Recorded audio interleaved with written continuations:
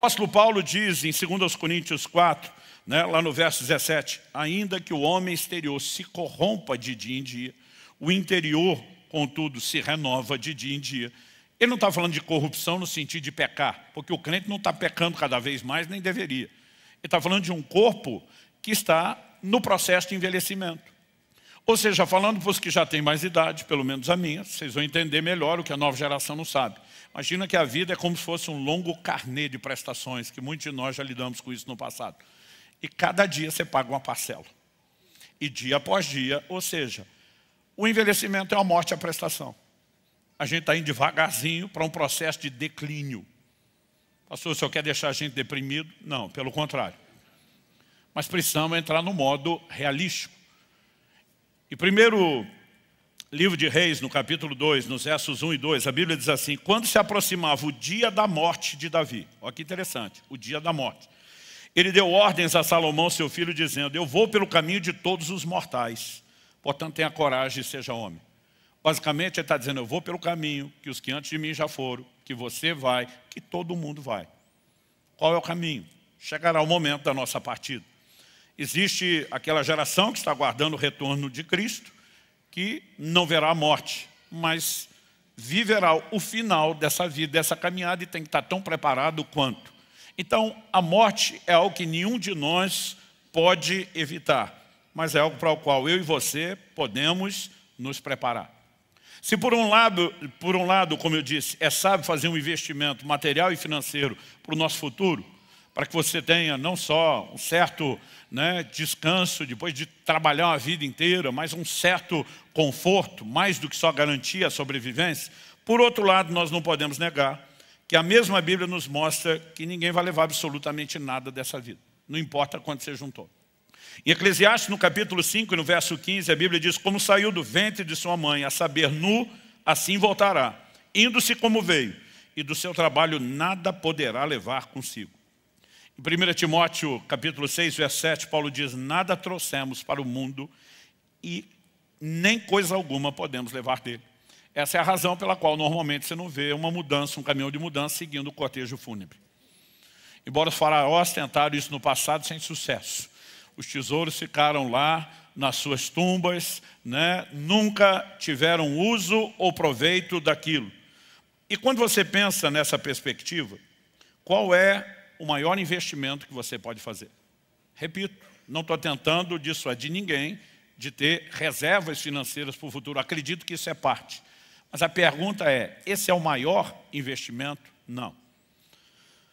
No ensino de Jesus, nós vemos em Lucas 12, Nosso Senhor falando a respeito de um rico insensato. E ele diz, no verso 19 de Lucas 12, que o homem fala assim, então direi à minha alma, você tem depósito muitos bens para muitos anos, descansa, coma, beba e aproveite a vida. Mas Deus lhe disse, louco, essa noite lhe pedirão a sua alma, e o que você tem preparado, para quem será? Então Nosso Senhor arremata dizendo assim, é o que junta tesouros para si mesmo, mas não é rico para com Deus. O problema não é necessariamente ajuntar tesouros, é não ser rico para com Deus. Em Marcos 8, 37, Nosso Senhor questiona, de que adianta uma pessoa ganhar o mundo inteiro e perder sua alma? Então, mais sábio do que uma reserva material e financeira é um investimento para toda a eternidade. E esse começa por meio do reconhecimento de que Cristo é o Salvador. A Bíblia diz que Deus deseja que todos os homens se salvem e cheguem ao pleno conhecimento da verdade. E no verso seguinte a Bíblia diz, e há um só mediador entre Deus e os homens, Jesus Cristo, homem. Essa é a essência da mensagem do Evangelho que nós pregamos. Toda pessoa nasce sentenciada a uma condenação eterna por causa do pecado como natureza, mas nasce precisando ouvir as boas novas do Evangelho, de que embora tenha essa condição de perdição, Deus providenciou a salvação. Mas a Bíblia diz que há um só nome dado entre os homens, pelo qual importa que sejamos salvos. É por isso que Romanos 10,3 diz, todo que invocar o nome do Senhor será salvo. Só há salvação no nome de Jesus. Mas passou todo o meu investimento para a eternidade, a salvação? Não, esse é o primário, é o ponto de partida, é o principal. Mas para aqueles de nós que já invocamos o nome do Senhor Jesus, que já nos arrependemos, que nos apropriamos da salvação em Cristo, que nos é oferecida por meio da obra da cruz, a gente precisa pensar que ainda tem algo mais quando falamos da vida que há de vir, a eternidade. Esse investimento diz respeito ao quê? Ao galardão. Nós vimos vários textos que falam de prestação de contas. Independente de salvação ou perdição, para cada um haverá recompensa das obras. Então as pessoas que forem para o inferno serão julgadas segundo as suas obras.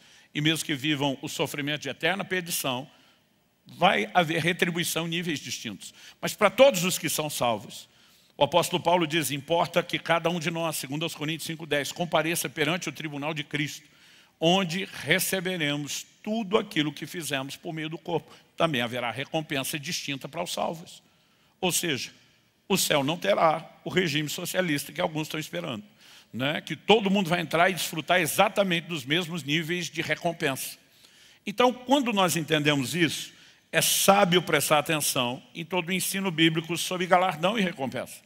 Em 1 Coríntios, no capítulo 3, dos versos 10 a 15, a Bíblia diz, segundo a graça de Deus que me foi dada, lancei o fundamento como sábio construtor, e outro edifica sobre ele. Porém, cada um veja como edifica.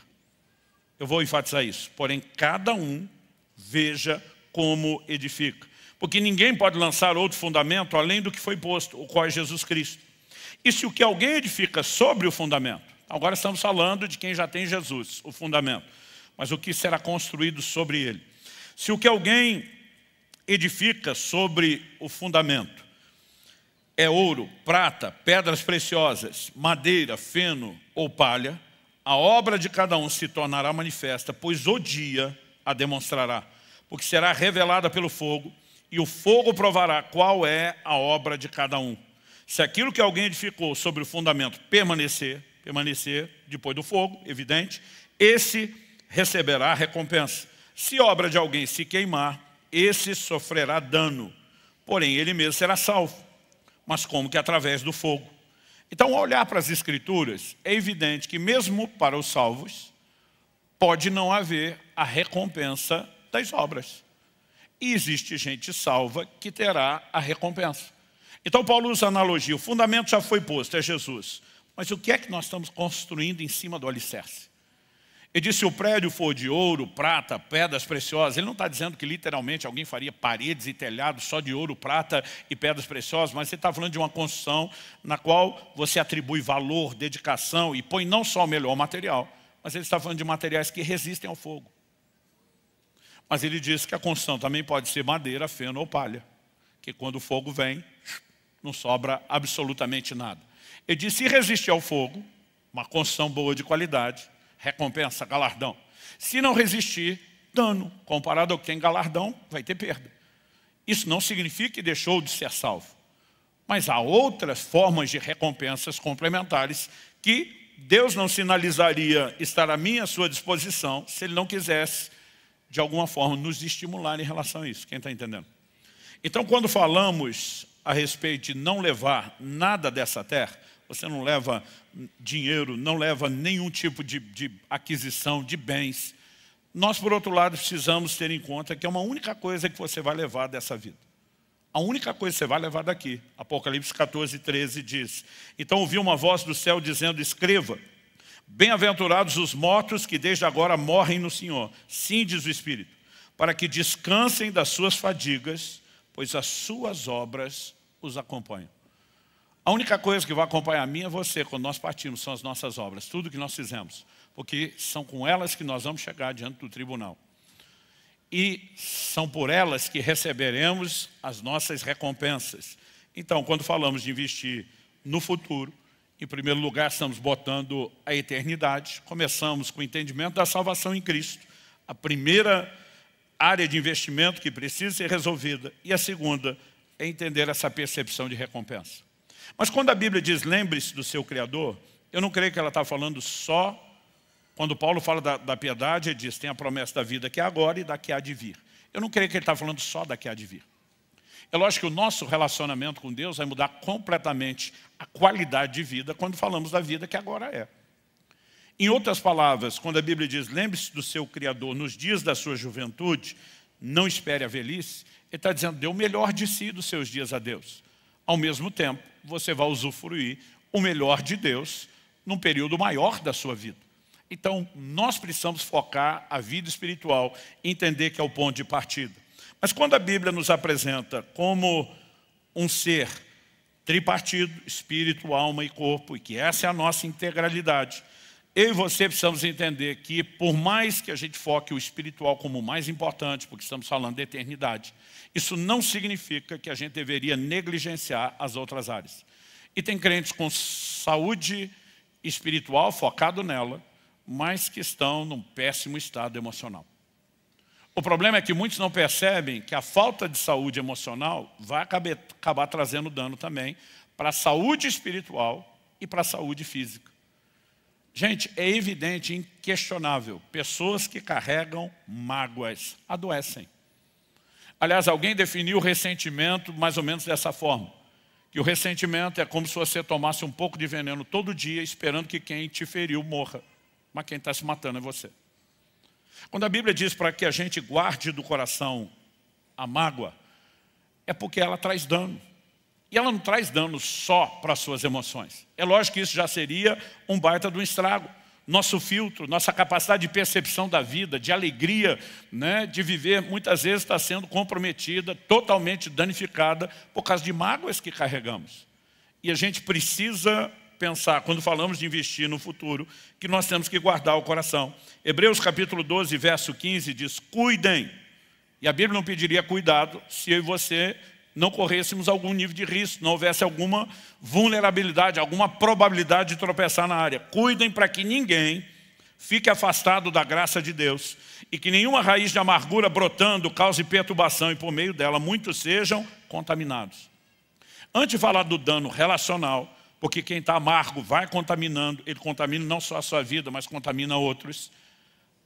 A Bíblia diz, cuide para que ninguém se prive da graça de Deus. Porque problemas emocionais nunca são só emocionais. Aliás, o verso anterior, eu li Hebreus 12, 15. O 14 diz, seguir a paz com todos e a santificação sem a qual ninguém verá o Senhor. Dentro da visão de santificação, ele vai falar sobre guardar o coração para que não haja raiz de amargura. Porque a raiz de amargura vai trazer dano não só para a nossa emoção, vai afetar não só a saúde física, mas afeta também a saúde espiritual. Então a gente deveria guardar o coração, para que ninguém seja tocado pela raiz de amargura. Pastor, e quando a gente não guardou e a raiz entrou, aí tem que expurgar o veneno, tem que eliminar o mal. Colossenses capítulo 3, verso 3 diz, suportem-se uns aos outros e perdoem-se mutuamente. Eu gosto desse mutuamente, porque às vezes a gente acha que é só a gente tem que perdoar alguém. A gente esquece quantas vezes causou dano e precisou de perdão ou ainda vamos precisar. O texto diz, perdoem-se mutuamente, caso alguém tenha motivo de queixa contra outra pessoa. Assim como o Senhor perdoou vocês, perdoe também uns aos outros. Se você pensar só no aspecto emocional, já seria um bom motivo para guardar o coração da mágoa. Uma das coisas que fez eu de cara me apaixonar pela Kelly. Seu sorriso está me distraindo, meu amor. Foi a forma com que ela leva a vida com leveza. A prioridade de tratar as coisas pela perspectiva da alegria, né, e ao mesmo tempo da leveza. Então assim, sem estresse.